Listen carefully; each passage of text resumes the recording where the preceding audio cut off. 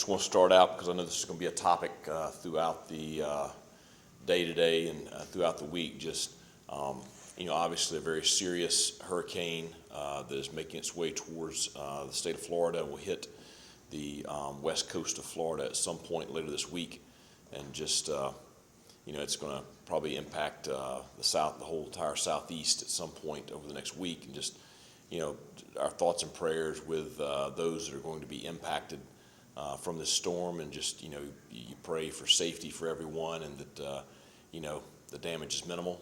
But you never know with these things how that's going to be, and so just understanding that there's pretty serious issue going on in the southeast over the next week. So obviously tough home loss the other night. Very good college football game between two really good teams. Pleased with the way the kids played from an effort standpoint, and just the way they competed. And the game was what I expected, and what you come to expect in a lot of these matchups, and what you come to expect really in this conference. So just a great battle that went back and forth, and certainly we had our opportunities at certain times late in the ball game to win the game, and we're not able to make those plays. And it came down to the double overtime, and a great play by the kicker from Navy. So congratulations to them. Hard fought win. Our guys are obviously disappointed Saturday night, but not a whole lot of time to worry about that. And they've moved on in preparations for South Florida. And in looking at South Florida, an extremely talented roster, all three phases, a lot of experienced guys. Offensive side of the football, Bohannon, who was honorable mention All Big 12 last year at Baylor, led Big 12 led Baylor to the Sugar Bowl last year. So a very high-end playmaker at quarterback, dual threat guy. Take him and drop him into the talent that South Florida has on offense, that they had on offense from last year's team. Most of those guys are back, and obviously it's going to be a tremendous challenge for us on Saturday. We do expect the players that missed the Louisville game to be back this week. So I do expect them to be at full steam there on offense. Defensively, you look at them, very talented, big up front. You got the two transfers there from Minnesota and Missouri on the defensive line. I think their linebacking core is really, really good. The secondary, they're long, run well, a lot of older guys there also. You look at special teams, the kick returner was first team All AAC last year. Their kicker is having a great year this year, so just a very solid football team on paper. Obviously, they've had a challenging schedule and a couple of tough losses. And you just watch, you watch the Florida game, and a game that I know that they're kicking themselves because they should have won it at Florida, had the lead late in the game. And I think you can see, just what they're capable of right there. So, tremendous challenge for us on Saturday. Obviously, the game is going to be played at an alternate location, I think, that was just announced. So, we have already begun preparations for making those adjustments. And practice here this week, I expect our guys to practice well. I would expect us to have a great practice today. And we'll make arrangements to be ready to play the game on Saturday. So, questions?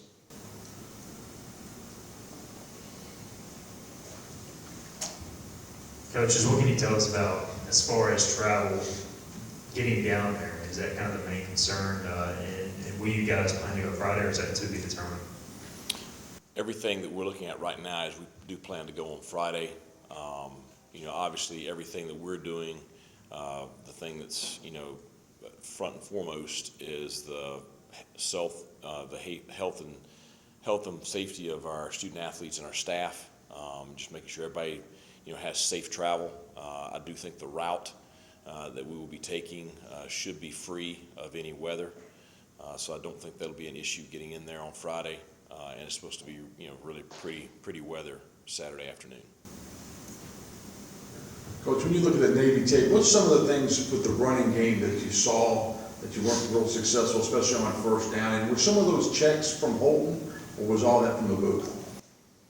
Well, the checks, throughout the year and throughout the night the other night, those come at the line of scrimmage, and those come from preparation. Any issues in the run game, you look at it, and it's not just necessarily one thing. I think you're playing against a very good defensive team that had a good plan. I think that we had some execution situations there with our offensive front. I think we had some execution situations there with our backs. And I think just the combination of the two caused us to not be as successful running the football as we should have been. Just coaching in the Mid-Atlantic area, have you had similar experiences with the Storm game, so to speak, where it's been moved or dates been moved or what have you? Yep. I mean, we had it at the Citadel, we had it at James Madison. I know that East Carolina's had some significant ones over the years, so it's something that we've had to deal with before. Thankfully, I've got really, really good people working for us in operations, and they are very experienced, and they've been planning for this since it first popped up. So, I think 2020, that experience there probably prepared all of us to be able just to, hey, you gotta handle things kind of on the run sometimes, and you gotta make adjustments, and things might not be ideal, but you find a way to make it work. Just with the way Navy played on defense, I mean, can you sort of expect maybe future opponents to do some similar things? And if so, I mean, can you learn from a game like this just moving forward? Well, I think you always learn from the past game. I think that each team is kind of, each team's different, and each team is, has their own wrinkles and things like that. I think that, you're playing a very good defensive team that had, a couple of weeks to prepare and played very, very well. I expected it to be kind of a low-scoring game like that if we had played well defensively, which we did. But again, I also expected to win the ball game. So I think you take what mistakes you made and you try to grow from those. But we've saw from game one, different things trying to attack us or take certain things away from us, and we've got to be able to execute in all areas, and that way, you're never one-dimensional.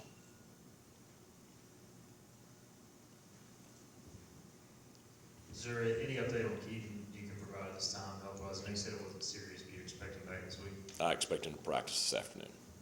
Yeah. Coach, the call on targeting in the first half was such a big call. It took your big run stopper out of the game. I know you guys were sending something to the American, but when you look at the film and everything, can you go through that? And did you think you got the call right, or is it not the intent of the rule, or what do you think? To me, if that call is not flagged on the field, it would not be initiated from the booth. But with it being flagged on the field, I do think when you slow it down, you start looking at it, I think there are elements there that are part of the targeting rule. So there was no way it was going to be overturned. We teach our kids to tackle in the strike zone.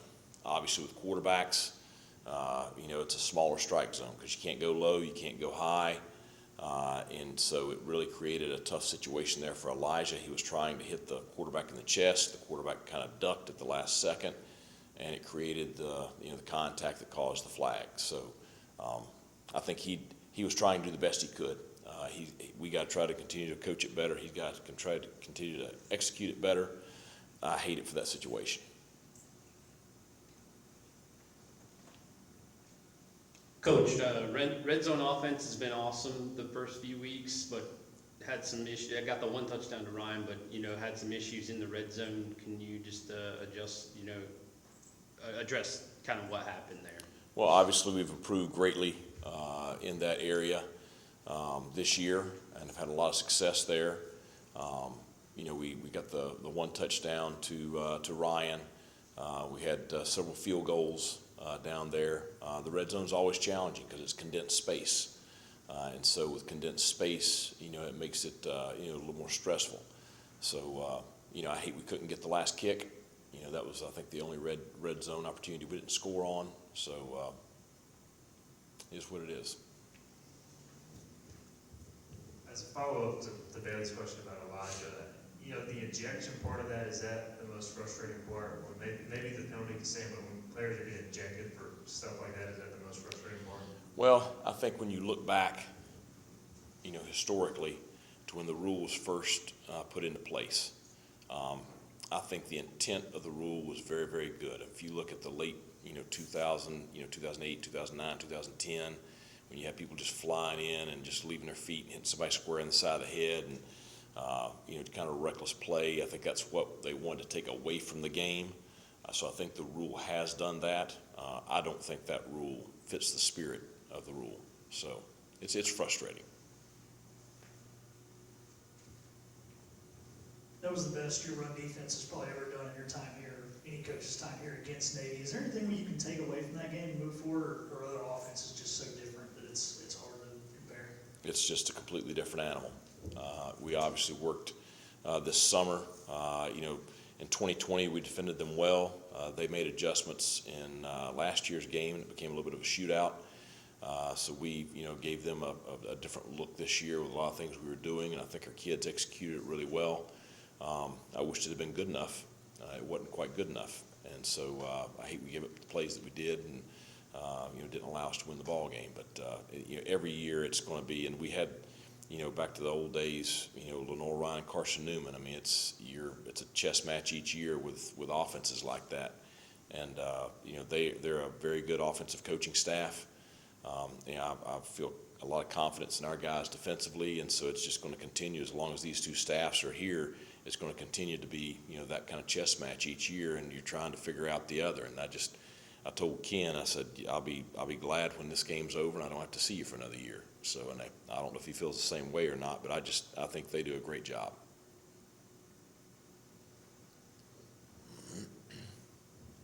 It seems like just when we talk to players, they have sent the right message. So what have you seen from the leadership from the player ranks, versus the coaching staff after some losses like this? Well, they're sitting here 2 plays from being 4-0. I mean, it's tough. I mean, you have a good football team against a challenging schedule, and we're gonna have chances every week to win ball games, and it's going to continue throughout the year. I'm proud of our kids. I'm proud of our leadership because they've been the ones that have brought us here and kind of given us these opportunities, and they continue to lead with a lot of maturity and determination. Like I said, I expect us to have a great practice today, and that's mainly based on just them and the way they reacted on Sunday, and just the kids that I know that we have. And it's that's the biggest thing standing up here today is just I am very fortunate. I've got a great bunch of kids, and they're not perfect, but they want to do right. They want to compete. They want to win. I promise you, there ain't nobody that wants to win worse than they do. There's no bunch that wants to win worse than our coaching staff does. And so they're all very motivated, and they'll go out and have a great week of practice, and we look forward to playing at a high level on Saturday.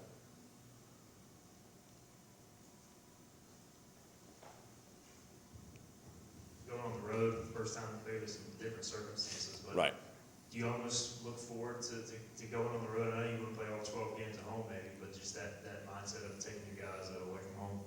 Well, I think that this group has a lot of experience in road games, and I think especially, like I said, I think the experience of 2020 and what road games were like in 2020 will help us this weekend.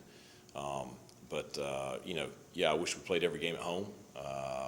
I'm partial to our stadium and our fans, but if you want to do special things and have special seasons, you got to be a good road team. And so certainly we played well on the road last year.